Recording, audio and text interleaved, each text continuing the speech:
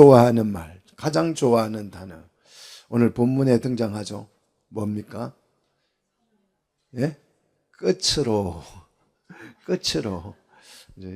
자, 끝으로 하면 이제 설교 끝나구나. 와, 좋다. 그러죠. 자, 1절 끝으로 그랬습니다. 끝으로. 자, 끝으로 2장 전체의 결론이죠. 2장 전체의 결론을 지금 이제 3장에서 맺고 있는 거죠. 아니, 또 이 데살로니가 전서 후서의 전체의 결론이 되기도 하죠. 자, 오늘 우리가 배우는 이 말씀이 뭔지 이제 이 3장을 공부하면서 전체 결론이 무엇인지를 배우고자 하는 겁니다.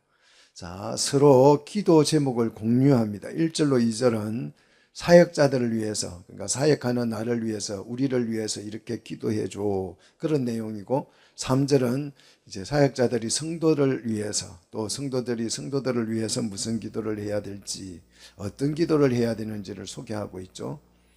사도 바울의 기도에는 특징이 있습니다. 그 특징이 뭐냐 그러면 1절, 자, 1절을 보시면 주의 말씀이 그랬어요. 자, 주의 말씀이 뭐로 등장해요?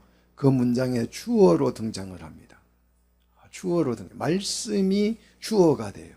주님이가 아니고 주의 말씀이 뭘 어떻게 뭘 하고 이렇게 되어 있습니다. 주어가, 기도의 주어가 말씀이에요.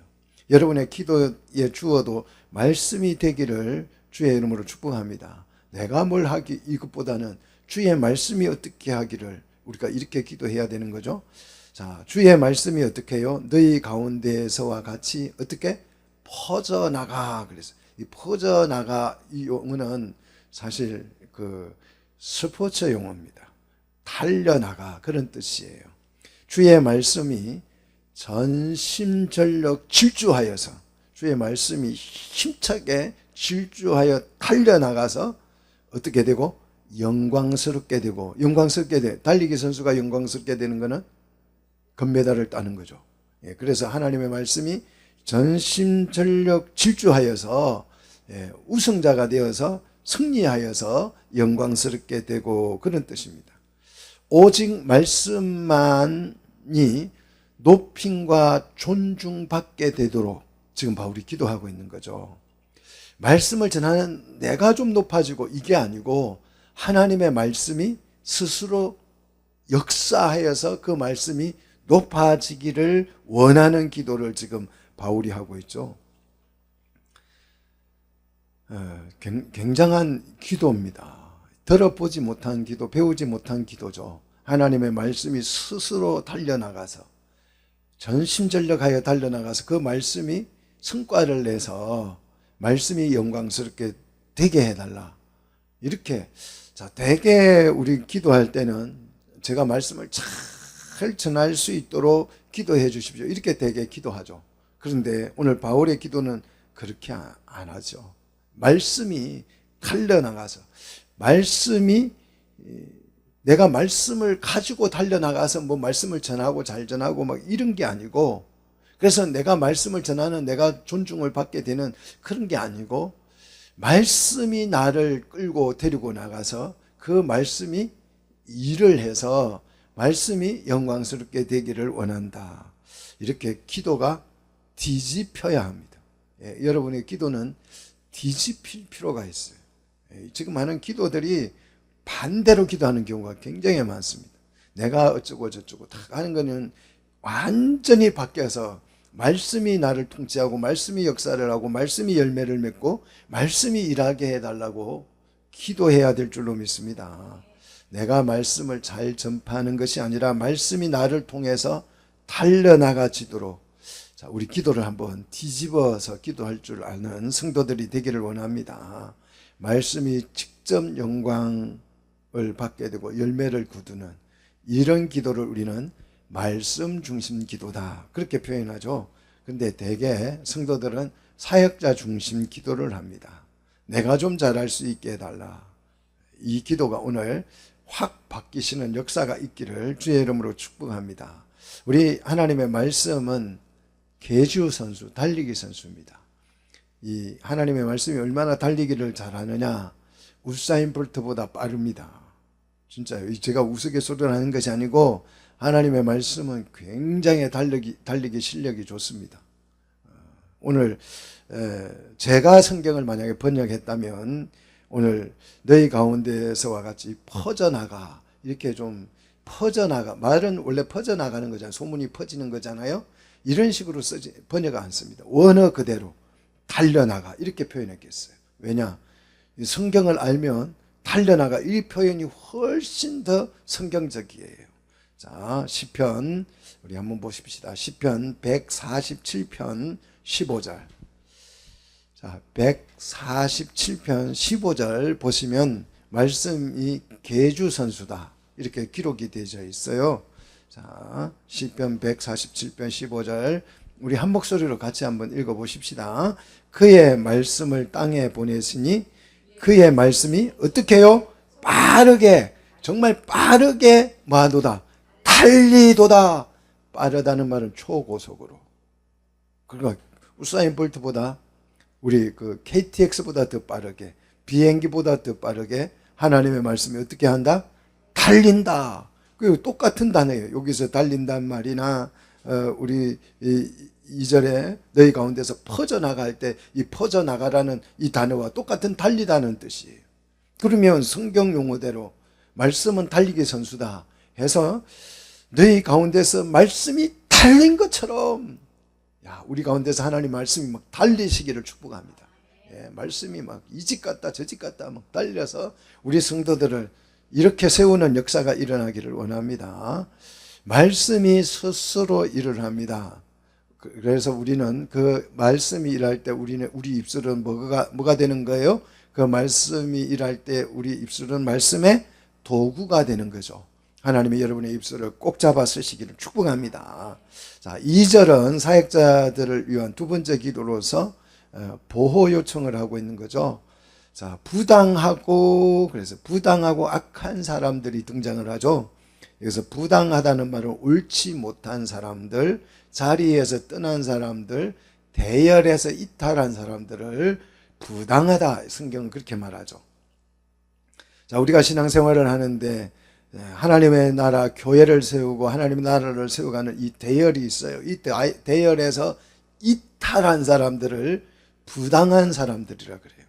우리는 부당하다 그러면 뭐 나쁜 짓 하고 노름하고 이런 사람들을 자꾸 생각하는데 그게 아니고 착한 사람이라도 정말 직장생활 잘하고 성실하고 좋은 아버지 좋은 어머니일지라도 좋은 공부 잘하는 자녀이고 모범생이라고 할지라도 이 하나님의 나라를 이루어가는 이 대열에서 이탈하면 어떤 사람이에요? 부당한 사람, 옳지 못한 사람이 된다는 거죠. 성경이 보는 기준은 그렇습니다. 그래서 우리는 뭐 돈 잘 벌고 그러면 좋은 사람이고 뭐 성실하고 그러면 좋은 사람인 줄 알아요. 그렇지 않습니다. 물론 하나님의 말씀을 철저하게 이 말씀 중심의 삶을 살면 당연히 그런 결과가 오겠지만 직접적인 의미, 이 부당한 의미는 대열에서 이탈했다는 뜻이, 행군 대열에서 이탈한 것을 부당하다라고 표현하고 악한 사람들 그랬어요. 부당하고 악한 사람들. 그러니까 말씀을 증거할 때, 말씀이 일할 때, 말씀이 사역을 할 때 그 말씀 사역자들을 방해하고 해방하고 핍박하는 그런 사람들을 말하는 거겠죠. 그들에게서 구해내다, 보존해 줄 것을 요청하고 있습니다. 기도를 요청하고 있습니다. 말씀 사역을, 말씀이 역사할 때 그 사역에 잘 순종할 수 있도록 사역자들을 위해서 기도하는 것도 중요하다고 생각합니다. 자, 이렇게 강력한 말씀이 다른 박질을 쳐서 굉장히 강력하게 말씀이 사역을 한다고 해서 이 강력한 올바른 하나님의 말씀을 전한다고 해서 다 예수를 믿을까요? 안 믿을까요? 안 믿을 사람도 있죠. 다 믿는 건 아니죠. 말씀을 설교를 똑바로 한다고 해서 잘한다고 해서 하나님의 말씀 그대로 전한다고 해서 다 믿는 것은 아닙니다. 그래서 부당하고 악한 사람들은 말씀을 거부하고 오히려 뭐한다? 방해하고 해방하더라. 그래서 바울이 그런 사람들을 정의합니다. 믿음은 모든 사람의 것이 아니다. 믿음은 모든 사람의 것이 아니다. 근데 알미니안들은 세상 모든 사람들이 다 믿을 수 있다 그래요. 믿음을 받기만 하면. 잘못 이해한 거죠. 믿음은 모든 사람의 것이 아니죠. 자, 그러면 믿음은 누구의 것이에요? 믿음은 누구의 것이죠? 모든 사람의 것이 아니면 어떤 사람들의 것이죠? 자, 고린도 한 장 넘겨가지고 후서 2장 13절에 나왔잖아요. 어떤 사람들의 것이다? 자, 선택을 받은 사람들, 성령으로 거룩하게 하신 자들, 진리를 사랑하는 사람들, 진리를 믿음으로 구원을 받은 사람들의 것이다. 예. 내가 믿어서 구원을 받은 게 아니고 구원을 받아서 믿게 된 것입니다. 순서를 따지면 그래요. 순서를 따지면 우리는 믿으세요 구원받게 그렇게 이야기하지만 실제 이 순서, 논리적 순서를 따지면 내가 구원을 받았기 때문에 믿게 된 거예요. 할렐루야. 구원을 받기 전에 우리는 어떤 상태였다? 죽은 상태였다. 죽었는데 뭘 믿어요? 믿을 수가 없는 거죠. 영적으로 죽어서 하나님을 알래야 알 수도 없고 배울 수도 없고 선을 행할 수도 없고 하나님을 찾아갈 수도 없는 상태였는데 하나님이 우리를 뭐 해주셨어요? 구원해 주셨기 때문에 믿게 된 줄로 믿습니다. 그래서 믿음은 모든 사람의 것이 아니에요. 구원받은 사람의 것인 줄 믿으시기를 축복합니다. 그래서 믿음을 우리는 뭐라고 표현합니까? 선물이다. 하나님께 받은 게 없다고 여러분 불평하지 마시고 하나님이 뭘 선물해 주셨어요? 생명보다 귀한 것, 천하보다 귀한 믿음을 선물해 주셔서 우리에게 생명을 주신 거예요. 천하보다 귀한 생명을 주신 거예요. 이것 주면 많이 준 거 아니겠어요? 자신의 전부를 준 거죠. 아들을 주셨으니까 전부를 준 건데 뭘 안 받았다고 자꾸 그렇게 나는 받은 게 없어, 해주는 게 없어 하나님이 나한테. 그래서 그만하셔요. 예, 그만하시기를 축복합니다. 자, 3절에는 이제 성도들을 위한 기도죠. 성도들을 위한 기도하는데 주어가 전환이 돼요. 주어가 전환이 돼서 말씀이던 게 이제 3절에 오면 주로 바뀌죠. 주는 그러잖아요. 그죠? 그래서 말씀과 주님은 같다 다르다. 같다라는 거죠. 주는 어떤 분이셔요? 미쁘신 분입니다. 자, 주님은 미쁘시다. 주님은 미쁘시다. 미쁘다는 말은 신실하시다. 뭐 그런 뜻이죠. 주님은 참 신실하시다. 뭐예요? 뭐에 신실하죠? 그냥 혼자 성실한 거예요? 주님이 미쁘다는 말은 무슨 뜻이에요? 신실하다. 오, 신실하신 주. 우리 노래 많이 부르죠. 주님은 막 신실하시다. 뭐가 신실하다는 거예요? 그냥 주님 혼자 성실하신 분, 그런 뜻이에요? 착한 분, 뭐 그런 뜻입니까? 신실하다, 요 신실이란 언약 용어예요. 뭐에 하나님은 신실합니까? 언약에 신실함.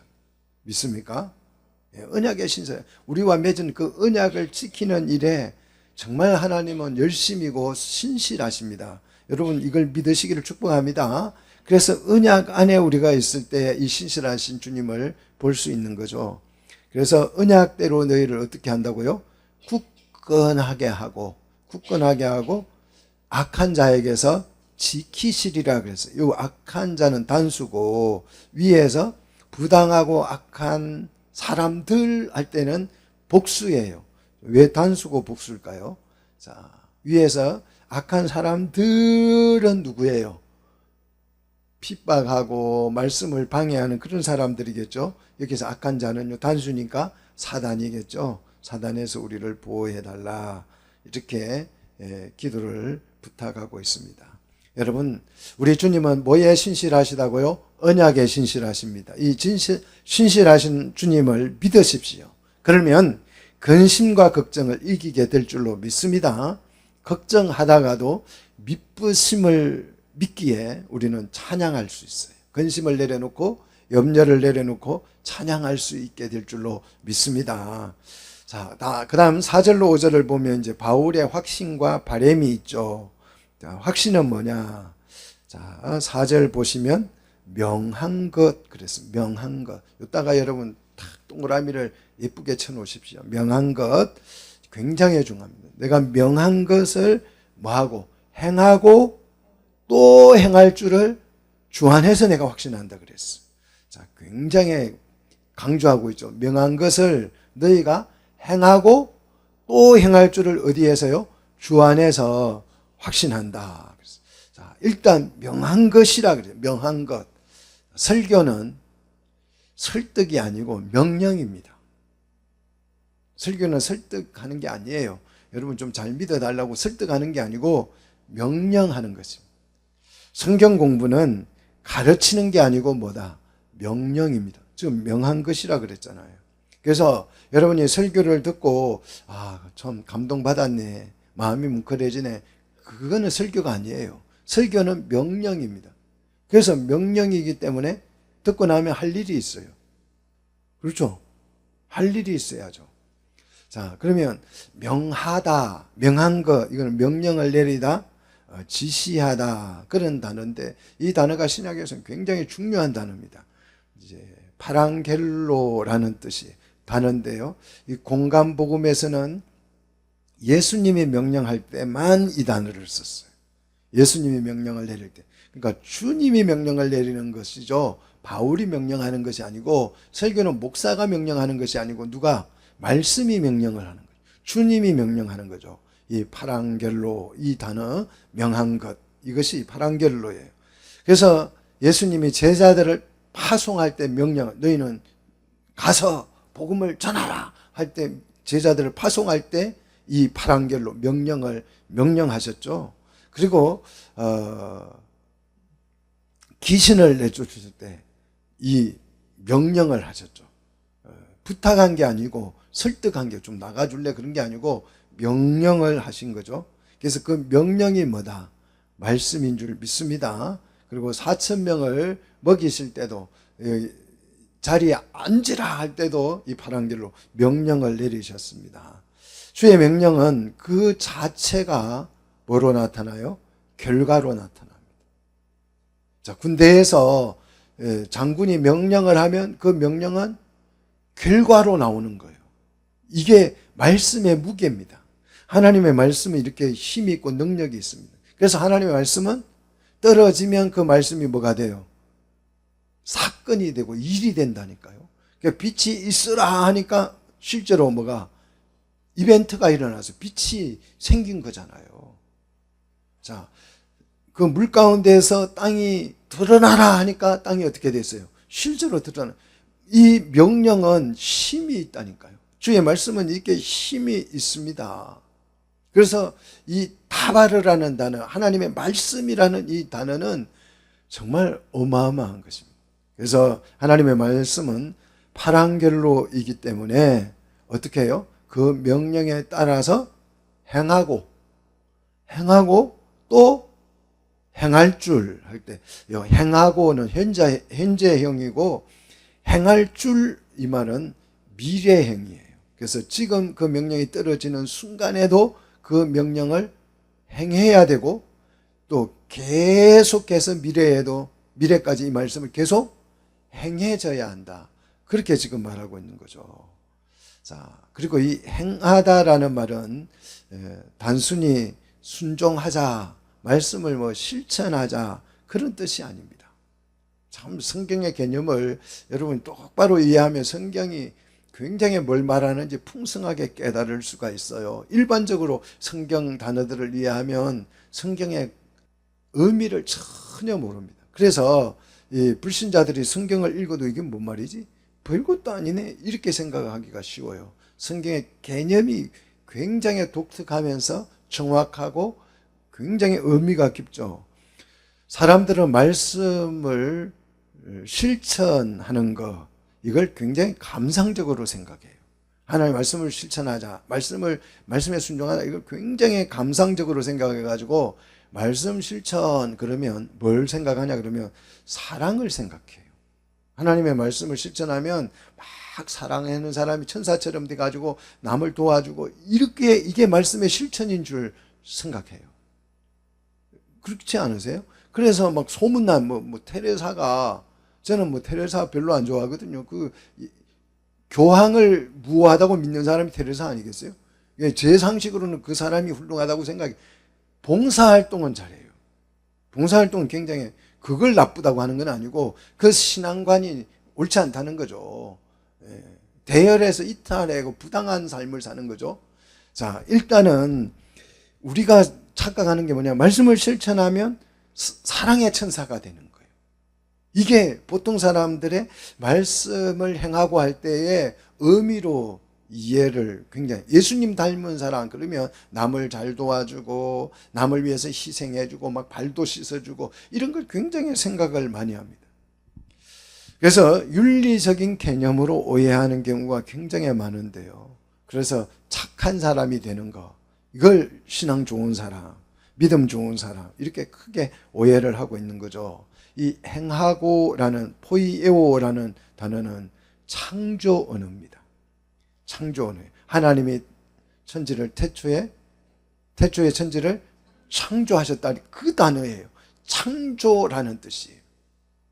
말씀이 뭘 행하고 말씀이 뭘 만들었다는 뜻이에요. 창조를 했다는 뜻이에요. 그 말씀으로 뭘 창조해내라는 뜻이에요. 말씀이라고 하는 이 강력한 무기를 가지고 힘으로서 뭘 만들었어요? 바벨탑을 만들었다고요. 하나님은 천지를 창조했다니까요. 우리 그 천지가 뭐예요? 천지를 창조해, 세상을 창조했다는 게 무슨 뜻이에요? 이 세상에다 하나님의 나라를 세웠다는 뜻이죠. 하나님의 나라를 세웠다는 뜻이에요. 그래서 말씀이라고 하는 이 강력한 무기를 가지고 우리는 뭐 해야 돼요? 창조를 해야 돼요. 만들어야 된다. 그래서 이 창조, 포이에오라는 이 단어를 쓴 거예요. 그러면 굉장히 바울이 의도적으로 이 단어를 쓰는 거죠. 그냥 말씀에 순종해 이렇게 말하면 편하잖아요. 근데 왜 하필이면 순종하라는 단어가 아니고 창조 용어를 썼냐, 창조의 언어를 썼느냐 하는 거예요. 세우다는 뜻입니다. 만들다는 뜻이에요. 그래서 순종이라는 단어 대신에 이 포이에오, 행하다, 우리말로 번역을 해서 행하다지 원어 그대로는 그 말씀대로 창조를 해라, 만들어라, 그런 뜻이죠. 그래서 말씀을 제가 항상 정의 내릴 때 하나님의 말씀은 안내도가 아니고 설계도다. 믿습니까? 우리를 막 요리 가고 저리 가고 막 철로 역정 따라서 이렇게 말씀 따라서 가면 철로 역정이 나와가지고 막 요리 돌아서 어디 간다, 천당 간다, 이런 얘기가 아니고 말씀은 설계도라니까요. 별로 관심이 없어요. 말씀은 뭐다? 설계도다. 그래서 말씀을 보고 우리는 말씀을 행하면 뭐가 되는 거예요? 그 말씀의 설계도대로 집이 세워지는 거예요. 건축이 되는 거예요. 그렇게 건축된 것을 우리는 교회 또는 하나님의 나라, 그렇게, 그래서 건국할 때 건국도 뭐 하는 거예요? 나라를 세운다고 그러는 거예요. 세운다는 말로 표현하는 거예요. 나라는 짓는 게 아니죠. 세우는 거죠. 집도 세우는 거죠. 예, 그래서 세운다는 개념을 이 창조 개념으로 쓰고 있다는 걸 여러분이 깊이 인식하기를 바랍니다. 자, 그러면 교회를 세우기 위한 전제 조건이 있죠.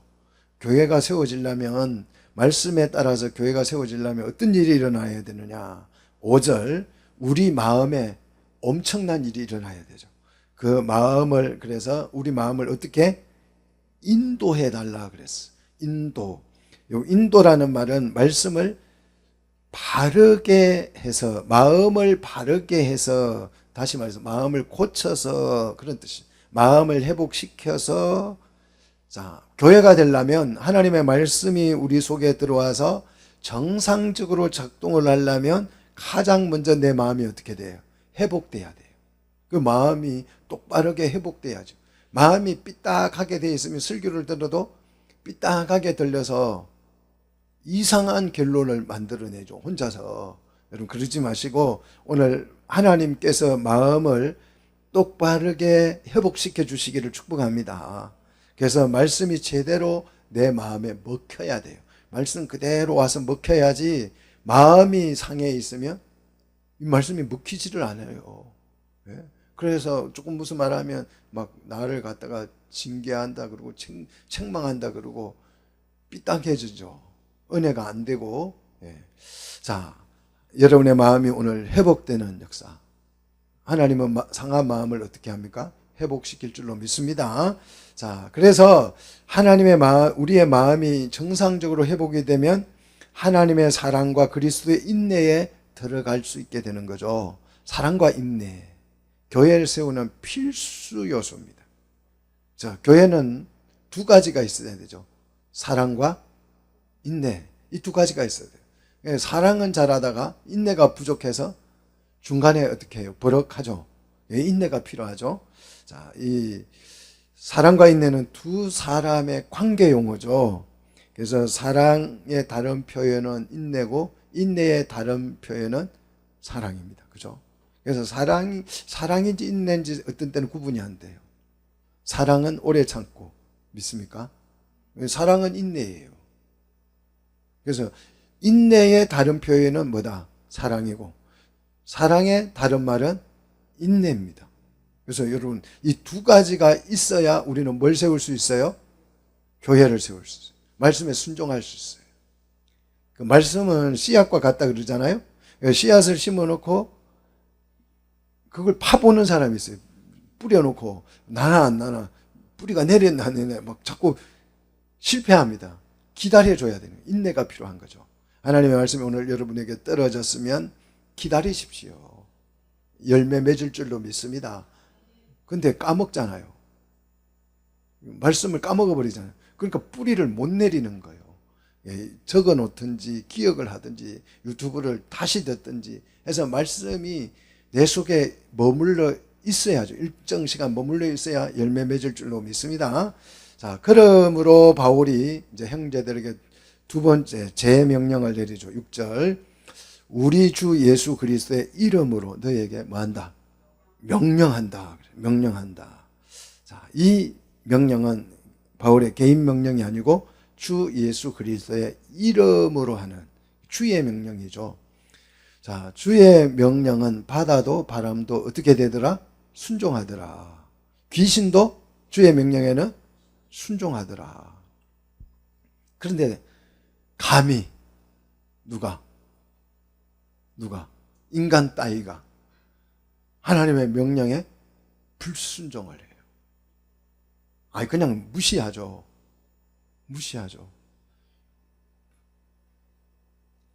정말 엄청난 이거는 불행한 일이에요. 말씀에 우리가 순종을 하면 말씀이 행한 대로 말씀이 주는 대로 설계도대로 우리가 살아가면 뭐가 돼요? 하나님의 나라가 돼요.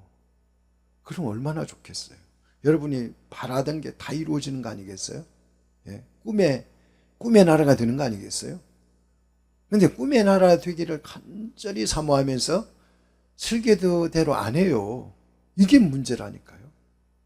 좀 인류가 좀 정신을 차리고 교회가 정신을 차리고 요 일을 좀 했으면 좋겠어요.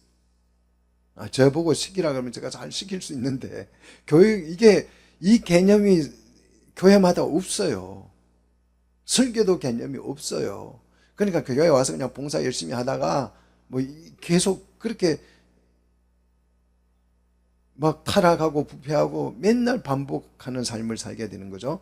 자, 그럼 명령하신 내용이 뭐냐? 잘 보십시오. 뭘 명령했습니까? 자, 뭘 명령했는지 봅시다.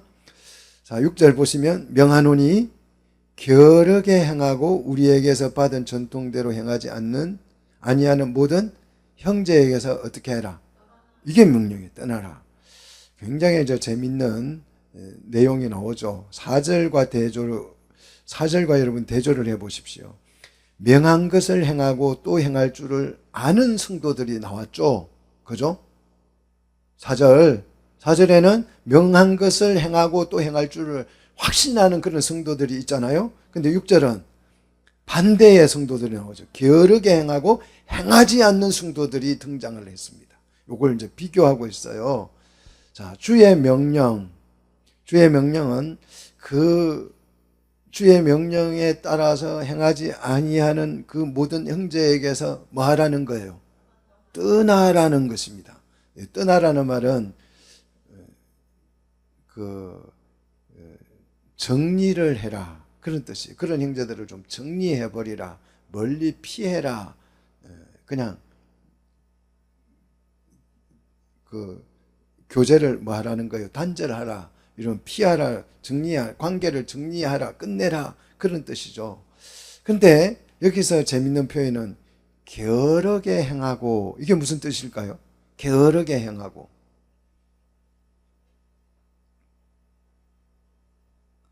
게으르게 행하다는 말이 무슨 뜻이에요? 느릿느릿 뭐 명령을 하니까 어거적 하기는 해. 하기는 하는데 그냥 느림보가 돼가지고 게으름뱅이가 돼가지고 기도하자 그러니까 그냥 정말 성경 읽자 그러니까 성경 펴는 것도 막 귀찮아가지고 그냥 그런 걸 보고 느리게 행하고 그런 뜻일까요? 느리게 행하고. 느리게 행한다는 말이 무슨 뜻이에요? 예? 느리게 행하다. 저는 너무 이런 것들이 너무 안타까워요.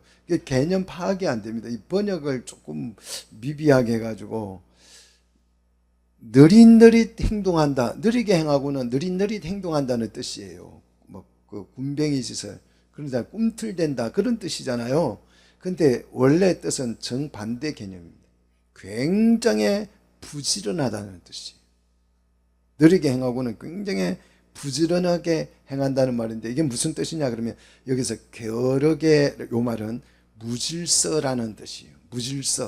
무질서하게 행한다는 뜻이에요. 그러니까 매우 부지런해서 굉장히 산만하고 분주한 상태, 막 그냥 눈코 뜰 새가 없이 바쁜 사람이잖아요. 계획성이 없고 그냥 막 동해 갔다 서해 갔다 막 아침에 보니까 여기 쌍문동에 있는데 저녁에 보니까 성수동 가 있고 막 자고 일어나니까 또 부산 가 있고 막 얼마나 바쁜 사람, 무질서하게 행동하는 사람. 근데 제가 주석도 보니까 바클레이라는 유명한 주석가가 있는데 늘 게으름뱅이라고 번역을 해놨더라고요. 이해를 했더라고요. 참 너무 안타까워요. 자, 7절을 보십시오. 7절을 보면 게으르게 행하고를 7절에서는 무질서하게 행하고 또 이렇게 번역해놨어요. 똑같은 단어예요. 똑같은 단어인데 무질서하게 행하고 그랬어요. 똑같은 단어인데 앞에는 게으르게 행하고 여기는 무질서하게 행하고. 자, 11절도 보면 게으르게 행하여 그랬습니다. 이 게으르게 이거는 무질서하게 해요. 겁나게 바쁘게 다니는 걸 말합니다.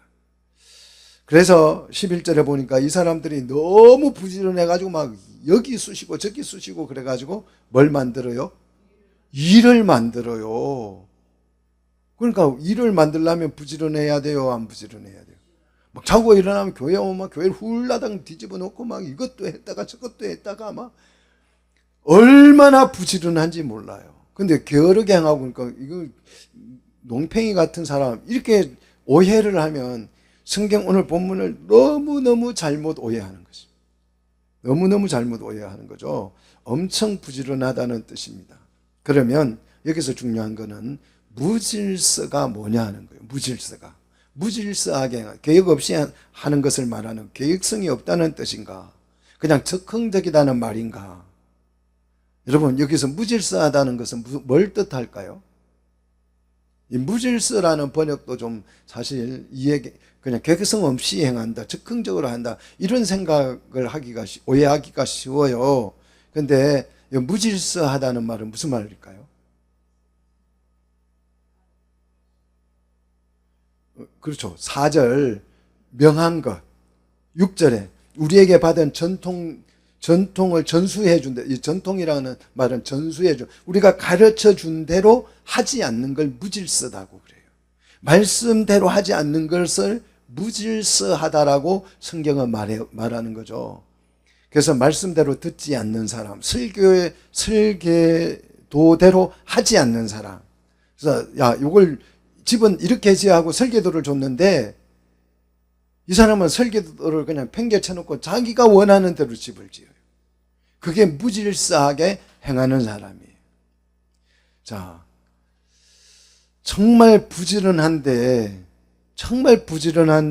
설교도대로 하지 않는 사람, 제 멋대로 하는 사람, 바울이 가르쳐 준 대로, 명령한 대로 하지 않고 자기가 원하는 대로 하는 사람. 그래서 너무 열심히 연구하고 열심히 일을 해요. 애쓰고 정말 노력하고 막 여기도 가서 하고 저기 가서 하고 동네 방네 다 다니면서 다 감나라 배나라 열심히 일을 하는데 전해준 대로 하지 않고 명령한 대로 하지 않고 자기 멋대로 하는 사람, 이런 사람을 무질서하게 행하는 거예요. 게으른 대로 행하는 것이다. 이렇게 오늘 성경은 말씀하고 있죠. 그래서 자기 생각대로 막 말씀을 전하지 않고 이 동네 가가지고 주님이 오셨어요. 오셔가지고 지금 공중에 오셨는데 웬만한 믿음 있는 사람들은 다 뭐 했어요? 휴거를 해가지고 공중에서 지금 뭐 하고 있다? 주님과 미팅하고 있다. 구름이 가려서 안 보여서 그렇지 지금 미팅 중이야. 너희들은 못 간 거야. 내가 어느 동네 가봤는데 거기는 절반이 갔고 B 동네는 가니까 내가 빌립보에 갔더니 그거는 3분의 1이 갔고 막 하면서 지금 다 갔는데 니네들만 하나도 못 갔네. 이렇게 지금 2장에서 그 얘기를 했잖아요. 재림과 강림하심과 모임에 관하여 하면서 설명했잖아요. 이렇게 가짜 복음을 가지고 정말 동네방네 다니면서 정말 열심히 입에 침을 튀어가면서 그냥 막 부흥회를 한답시고 분주하게 다니면서 열심히 가르치고 돌아다니는데 명한 대로 하지 않고 자기 맛대로 하는, 자기 연구한 대로 전해준 대로 하지 않고 지금 신천지가 그러고 있잖아요. 신천지 얼마나 열심입니까? 신천지가 너무 열심이잖아요. 매주일 한 주도 안 빠지고 우리 교회 제만 없으면 몰래 왔다 가요. 편지 써놓고 목사님 송깨알 같은 연애 편지 쓰는 것처럼 여자 글씨로 써가지고 편지를 사탕 넣어가지고 더러워서 사탕도 안 먹죠. 저는 쓰기 전에 다 갖다 버리죠. 좀 얼굴이라도 봤으면 좋겠는데 요리 봐가지고 아무도 없는 것 같으면 살짝 갖다 놓고 가고요. 참 쥐새끼 같아요 하는 거 보면 얼마나 부지런합니까? 얼마나 여러분 그렇게 열심히 전도합니까? 막 깨알같이 손편지 써가지고 내가 전도하고 싶은 사람 집에 사탕 2개 하고 갖다 놓습니까? 안 그러잖아요. 우리는 진짜 게으른 거고 이게 게으른 거예요. 그런데 이 사람들은 그렇게 하지 않고 정말 열심히 지금 주님이 왔다 막 하면서 미팅 중이다 이러면서 그냥 온 동네 온 교회를 돌아다니면서 막 정말 열심히 일하는 사람들이. 자, 이 사람들이 왜 부지런하냐? 예수님을 사랑해서 그런 것이 아니고 예수님이 왜 재림을 했다라고 이 사람들이 주장을 하냐 그러면 왜 곧 재림할 것이라고 주장하고 또 이미 왔다고 이 얘기를 하냐 하면 주님이 오면 끝나잖아요. 하나님 나라가 시작되니까, 그죠? 완성되니까 끝나잖아요. 그러면 나라가 바뀌면 우리나라 돈은 필요하다, 필요치 않다? 필요 없어요. 휴지가 돼요. 나라가 망하면. 그거 아무 필요가 없어요. 여러분, 뭐, 1000억을 가지고 있어도 나라가 딱 바뀌면 그 순간 그거는 다 뭐예요? 그냥 휴지. 휴지로도 쓸 수 없는 아무것도 그냥 기념품에 불과해요. 하나님의 나라가 되면 일단 돈이 필요가 없어져요. 직장 필요 없죠. 또 집도 부동산 그거 많이 가지고 있는 거 다 필요 없어지죠. 그래서 주님이 곧 오실 거야. 내일 오실 거야. 아니면 이미 왔어. 그러니까 이걸 가지고 있을 이유가 있다 없다? 없다. 그래서 그거 다 정리해서 나를 줘. 내가 그러면 이 사역을 하는데 귀하게 써줄게. 그래서 다 신천지나 이당 가면 그거 다 정리해 오라 그래요. 직당도 가지 말고. 그거 다 가져오면 내가 이 돈을 정말 주님이 오시는 그 길을 포장할 거야. 그래서 다 그것을 갈취를 해서 밥벌이를 하고 있죠. 그래서 나중에 알고 봤더니 자기는 고급 아파트 그 돈 가지고 사고 고급 승용차 사고 별장도 하나 지놓고 자기 준비할 거는 노후 준비까지 다 해놨어. 이만희가 죽으면 노후 걱정 안 해도 돼요. 다 준비해놨어요. 아니, 하나님 나라가 됐다면서 왜 자기는 노후 준비를 다 해놓냐고요. 근데 그걸 몰라요. 그래서 미혹돼서 속아 넘어가서 숨기는 거죠. 가끔 이제 요즘은 제가 하도 노숙자 뭐 이런 사람들이 교회 오면 뭘 안 주니까 소문이 나가지고 창대교회 목사는 못됐다 소문이 나가지고 안 오는데요. 초기에는 굉장히 많이 왔어요. 처음에는 제가 마음이 아파가지고 교회 좀 잠시 겨울에 와서 좀 있겠다고 제가 배가 고프다고 막 가진 것도 그래서 이렇게 좀 머물게 해본 적이 있어요. 그러다가 이제 걱정이 돼서 한 1시, 2시쯤 이렇게 와보면 가방에서 막 양발도 꺼내놓고 소지품도 이렇게 막 꺼내놨는데 보면 핸드폰이 최신 기종이에요. 저도 할 수 없는 최신 기종을 노숙자가 들고 다녀요.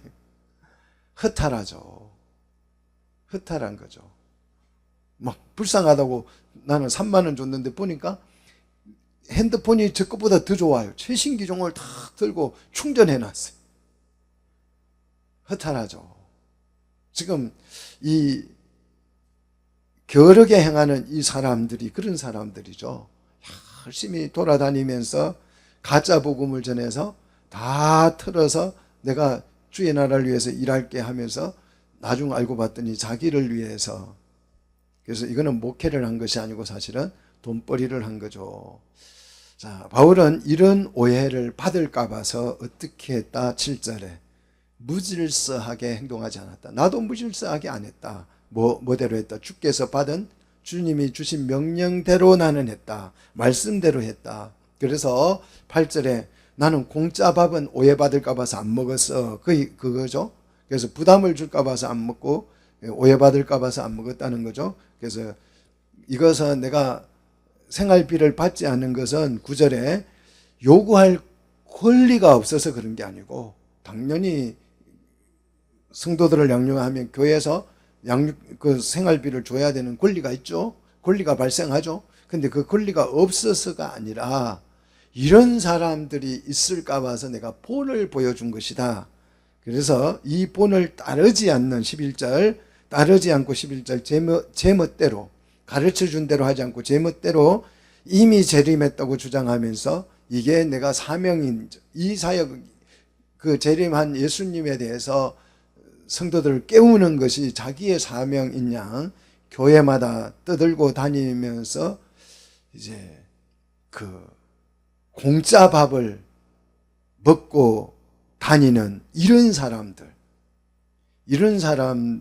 내면은 노동을 하기가 싫은 거죠. 입담이 좋아가지고. 그래서 설교를 누가 잘해요? 입담이 좋은 사람이 잘해요. 입담 좋은 사람. 약장사들 입담 굉장히 좋잖아요. 그래서 가끔 저는 그런 생각해요. 약장사들을 설교를 시키면 진짜 잘하겠다. 아니 그거 진짜 말도 안 되는 약을 팔아먹잖아요.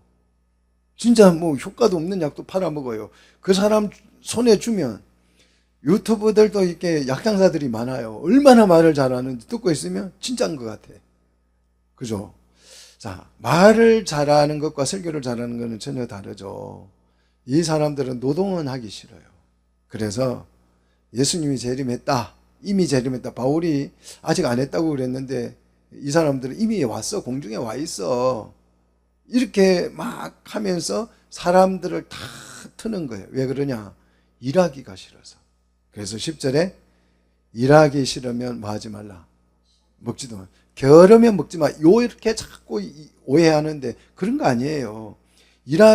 여기서 일하기 싫다는 말은 복음을 전해서 하나님의 말씀대로 전해서 밥을 먹는 거는 굉장히 훌륭한 일인데, 그게 아니고 내가 진짜 이 세상에 나가서 노동하기 싫어가지고 그냥 성경책 한 권 들고 다니면서 그냥 약장사를 하는, 그렇게 해서 사람들을 모아서 밥벌이를 하는 그 사람들에게 하는 말이에요. 네가 노동하기 싫으면, 노동하기 싫어서 그런 떠벌리고 막 재림했다고 그렇게 외치고 다니려고 하면 아예 먹지 마. 그렇게 지금 말하고 있는 거죠. 자, 12절. 이런 자들에게 우리가 명하고 주 예수 안에서 권하기를, 자, 명령하고 권면한다는 두 가지를 붙여서 이야기하죠. 더 강하게. 조용히는 우리말로 표현하면 입 닥치고 그런 뜻이잖아요. 조용히 일을 해라. 일을 해. 그래가지고 밥 먹고 살라고 하지 말고 그냥 일을 해서 네 손으로 번 자기 양식을 뭐 해라? 먹어라. 이렇게 권면하고 있는 거예요. 자, 이미 주님이 왔다는 설교를 하고 재림했다고 설교를 하고 공중에 와 있다고 하고 그걸 가지고 성경 공부를 하고 편지를 쓰고 이러고 다니지 말고 밥벌이나 해. 말씀대로 가르칠 거 아니면, 내가 전수해 준 대로 가르칠 거 아니면, 네 멋대로 할 것 같으면 차라리 뭘 해라? 일을 해서 밥 먹고 살아라. 그 얘기를 지금 하고 있는 거죠. 자, 교회 안에는 이 가짜 복음을 들고 다니는 사람들이 많다는 거예요. 지금도 엄청나게 많습니다. 그런데 말씀에 정말 말씀대로 가르치고 말씀대로 행하고 말씀에 순종하는 사람들보다 가짜 복음을 전하는 사람들이 더 잘 되는 게 문제예요. 잘 돼요. 가짜 복음을 전하는데 훨씬 잘 돼요. 진짜 복음을 전하는 사람보다 훨씬 더, 가짜 복음을 전하니까 핍박도 없어요. 근데 진짜 복음을 전하니까 맨날 얻어맞고 핍박받고 쫓겨가고 그래요. 이게 문제예요. 그래서 뭐가 필요하다? 13절. 위로가 필요하다. 진짜 말씀을 전하는 사람들에게는 위로가 필요하다. 그래서 위로하죠. 같이 읽습니다. 형제들아, 너희는 선을 행하다가 낙심하지 말라. 그래서 이 말을 한 거야. 야, 애쓰다가 낙심하지 마. 이 말이죠. 여기서 선의 개념이 슬쩍 끼어드는데요. 윤리 개념이 이것 때문에 살아나게 되죠. 그래서 성경을 윤리책으로 오해하는 경우가 많습니다. 여기서 선은 전수해 준 대로예요. 전수해 준 대로. 명령한 대로 잘 하다가, 그런 뜻이죠. 내가 시키는 대로 잘 하다가, 말씀대로 잘 하다가, 이게 선이에요. 말씀대로 잘하는 것을 성경은 뭐라고 표현합니까? 선이라고 표현해요. 선이라고 표현하는데, 자, 부르신 대로 행하는 것, 이게 이제 그 선인데요. 그렇게 부르신 대로 열매가 당장 없어도 용기를 잃지 마, 이런 뜻이죠. 지금 당장 하나님의 말씀대로 했는데 결과가 없더라도, 그런 열매가 맺히지 않더라도 낙심하지 마, 이렇게 위로하는데, 참 이렇게 위로할 수밖에 없는 것이 세상의 부조리 때문이죠. 말씀대로 잘하면 안 되고, 말씀대로 안 하면 잘 되는 게 세상의 부조리잖아요. 세상의 부조리, 자연도 그렇잖아요. 좋은 씨를 뿌리면 잘 안 자라고, 잡초는 잘 자라고. 신기해요. 신기해. 정말 곡식은, 좋은 씨는 정성을 다해요. 막 거름도 주고. 저도 여기 뒤에 나무를 키워보지만 잡초는 비가 안 오고 물을 안 줘도 잘 자라요. 그런데 진짜 키우려고 하는 거는 물 안 주면 뒷날 가면 해가지고 막 곧 죽을 것 같아요. 똑같은 환경인데 잡초는 막 거기에서도 자란. 주의 나라도 마찬가지죠. 말씀도 마찬가지죠. 말씀대로 하면 이게 안 자라요. 효과가 없어요. 그런데 이상한 거 가지고, 막 말씀도 아닌 거 가지고 비틀어 가지고 하면 너무너무 잘 되죠. 이렇게 그런 현상, 세상에 부조리가 나타나더라도 이상하게 여기지 마. 그건 낙심하지 마. 그 일을 선이라면 그거 행하다가 낙심할 필요 없어. 그런 뜻이죠. 근데 반대로 그냥 말씀 아닌 걸 말씀인 것처럼 꾸며가지고 하면 헌금도 많이 나와요. 헌금도 많이 나오고, 자동차도 제공을 받고, 또 7년이 되면 안식년도 주고, 그렇다고 해서 뭐 고급 승용차 타고 좋은 아파트 사는 목회자들이 나쁜 사람이다, 그런 뜻은 아니에요. 예, 그런 뜻은 아니고, 오히려 엉터리로 하니까 잘 되더라. 말씀대로 하면 안 풀리고 말씀대로 안 하니까 잘 풀리더라. 그게 세상의 부조리입니다. 그래서 오늘 바울은 성도들에게 위로하는 거예요. 선을 행하다가 뭐 하지 말라? 낙심하지 말라. 여러분, 세상 부조리에 너무 휘둘리지 않기를 축복합니다. 세상에 부조리하게 느껴지면 오늘 이 말씀을 기억하십시오. 선을 행하다가 낙심하지 말라. 성경 한 구절 외웠네요. 외우시기를 축복합니다. 자, 14절. 자, 편지에 쓴 말 그랬습니다. 말이 아니고 말씀입니다. 다발을해요. 편지에 쓴 로고스, 신약에서는 로고스라 그러죠. 편지에 쓴 로고스에 순종하지 아니하거든. 어떻게 하라? 지목하여서 사귀지 마. 와, 인류 최초 왕따 개념이 여기서 나옵니다. 왕따 개념. 왕따를 누가 시켰어요? 바울이 최초로 시켰어요. 와, 왕따를 만들어낸 분이 바울이에요. 그런 사람하고는 말도 하지 말고 어울리지 말고 떠나버려. 관계 정리해버려. 그렇게 말한 사람이죠. 자, 하나님의 말씀대로 하지 않는 그런 사람들이 있으면 그런 사람들이 잘 되니까 잘 된다 그랬잖아요. 그죠? 막 주님이 지금 왔어. 공중에 왔어. 우리 집에 왔다니까. 이러고 다니는 사람들에게 사람들이 헌금을 많이 해요. 돈도 많이 갖다 줘요. 그러니까 막 이런 사람들이 그냥 다니면 비서 데리고 다니고 막 차 타고 다니고 고급 승용차 타고 다니고 막 그래요. 우리 노예도 그런 분이 하나 있었어요. 전화를 하면 비서가 받아. 비서가. 그래 우리 목사님 나이도 파랗게 어린데 전화를 하면 비서가 받아가지고 무슨 말을 하면 비서에게 얘기해 주세요. 우리가 뭐 노예에서 뭘 이렇게 시키면 쟤는 잘 모르고 바빠서요. 우리 비서에게 시키면 돼. 와, 환장하겠어요. 그런데 사이비가 됐어. 사이비가. 그래서 정리됐죠. 우리 노예에서 문제를 일으키고. 부러워하지 말라요. 부러워하지 말라. 와, 좋은 차 타고 좋은 집에 사니까 막 부러워하지 말고 어떻게 하라? 그를 어떻게 하라고? 지목하여서 부끄럽게 해버리라. 부끄럽게 하라는 거예요. 왕따시켜서 지목해가지고 왕따시켜서 그걸 수치스럽게 만들어버려. 이렇게 지금 말을 합니다. 자, 그런데 오늘 이 14절까지만 읽으면 큰일 나요. 14절까지만 읽고. 그래서 바울이 왕따시켜서 그래가지고 딱 한 사람 지목해가지고 왕따시키고 그러면 안 돼요. 여기서 말하는 것은 일시차단이죠. 15절. 그러나가 나오죠. 15절 그러나가. 14절까지만 있으면 좋은데 15절 딱 읽어보니까 뭐가 나와요? 그러나. 그러나 어떻게 해라? 원수같이는 생각하지 마. 원수같이는 생각하지 말고 어떻게 해라? 형제같이 생각해. 형제로 생각해. 그래서 뭐 해라? 건면을 해라. 여기까지 가야 돼요. 여기까지 가야 되는 거죠. 자, 6절에서 그런 형제에게서는 떠나버리라 그랬어요. 떠나버리라고 했고, 지목해서 막 그냥 사귀지도 말고 부끄럽게 만들어버려. 그렇게 얘기를 했다가 이거는 영원한 결별 차단이 아니고 15절에 오니까 건면해라. 형제처럼 원수처럼 생각하지 말고 그냥 잠시 징계는 할지라도 원수처럼 영원히 막 원수로 여기지 말고 형제처럼 생각해서 건면을 해서 그와 함께 뭘 이루라? 교회를 이루어 가야 해. 그렇게 설명하고 있는 거죠. 자, 16절. 이제 그래서 화해의 주님이 등장하죠. 평강의 주님. 짠 하고 등장하죠.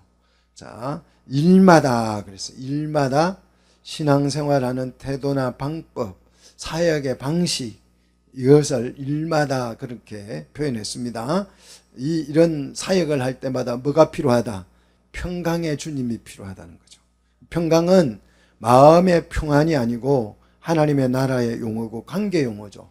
나 혼자 마음이 편안하게 사는 거. 이거는 이제 성녀들이 원하는 거죠. 그죠? 우리는 아내와 남편 사이, 부모와 자식 사이, 성도와 성도 사이, 목회자와 성도 사이에 이 관계 속에서 뭐가 일어나야 돼요? 평화. 그냥 내 마음의 평화가 아니고 우리 관계 속에서 평화가 일어나야 돼요. 그 평화의 일을 하시는 분이 누구예요? 평강의 주님입니다. 믿습니까? 이 평강이라는 말은 샬롬, 주님, 평화 그런 뜻이에요. 자, 교회와 하나님의 나라가 되기 위해서 이 평강 또는 화목 이렇게 다양하게 우리나라 성경은 번역을 해놨죠. 평화, 뭐 평강, 평안 이렇게 굉장히 다양한 말로 번역을 해놨지만 전부 다 같은 뜻이에요. 샬롬, 에이렌의 평화 그런 뜻입니다. 하나님의 교회가 되기 위해서 하나님 나라가 되기 위해서는 절대적으로 뭐가 필요하다? 우리 사이에 평화가 필요하다. 그래서 부부싸움은 언제까지? 해질 때까지 그렇잖아요. 그죠? 그 해가 지기 전에 끝내라는 말씀을 하는 것도 다 평화의 기간을 말을 하는 거죠. 자, 그래서 평화의 주님이 이제 등장해서 어떤 경우에도 평화가 서로 실현되도록 건면하고 위로를 해라 그렇게 부탁하고 있습니다. 17절 이제 편지가 나옵니다. 편지. 바울이 편지를 참 쓰는 걸 좋아했어요. 근데 이 편지는 안부 편지가 아니죠. 편지는 안부 편지가 아니고 뭐예요? 14절 말씀의 편지죠. 말씀의 편지. 자, 우리 17절 보시면 나 바울은 친필로 문안하노니 그래. 편지를 썼어요. 그죠? 편지를 썼고 14절을 한번 보십시오. 14절 이 편지에 한 편지에 한 우리 말을 순종하지 아니하거든 그랬어요. 우리 말은 바울이 편지에 쓴 말인데 이거 말이 아니고 뭐예요? 로고스예요. 원어를 보면 정확하게 구분을 하고 있어요. 로고스를 그러니까 이 편지는 그냥 안부 편지가 아니고 무슨 편지다? 말씀 편지다. 하나님의 로고스의 말씀을 기록해서 보낸 거죠. 요대로 아니하거든. 그랬죠. 자, 데살로니가 후서 2장 2절에 가짜 편지에 다들 속았죠. 그죠? 한 장 넘겨서 보십시오. 2장 2절에 가짜 편지를 받고 바울이 썼다는 가짜 편지를 받고 예수님이 이미 재림했다고 바울도 편지에 써서 봐 이러고 다니는 사람들이 있죠. 그런 사람들 때문에 바울이 쓴 편지에는 전부 다 뭘 했다? 친필로 사인을 했다 이 뜻이에요. 사인을 해서 표시를 남겼다. 내가 썼다는 표시를 내 손으로 써서 친필로 써서. 자, 바울이 워낙 나이가 많았기 때문에 제자들이 받았었어요. 받아서 가지고 보내는 편지들이 있었습니다. 반드시 그 맨 끝에는 바울이 친필로 사인을 해서 표시를 했다는 거예요.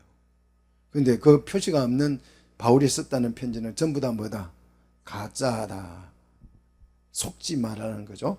자, 마지막 그리고 인사를 합니다. 18절 같이 읽습니다. 우리 주 예수 그리스도의 은혜가 너희 무리에게 있을지어다. 자, 이 편지를 쓰면서 말씀의 편지를 쓰면서 마지막 끝을 은혜로 마칩니다. 우리 노력만으로는 안 되는 거 아시죠? 우리 노력만으로 우리 애씀만으로는 안 됩니다. 뭐가 필요해요? 은혜가 필요합니다. 오늘 은혜가 충만한 여러분의 삶에 은혜가 충만한 우리 성도들이 되시기를 주의 이름으로 축복합니다.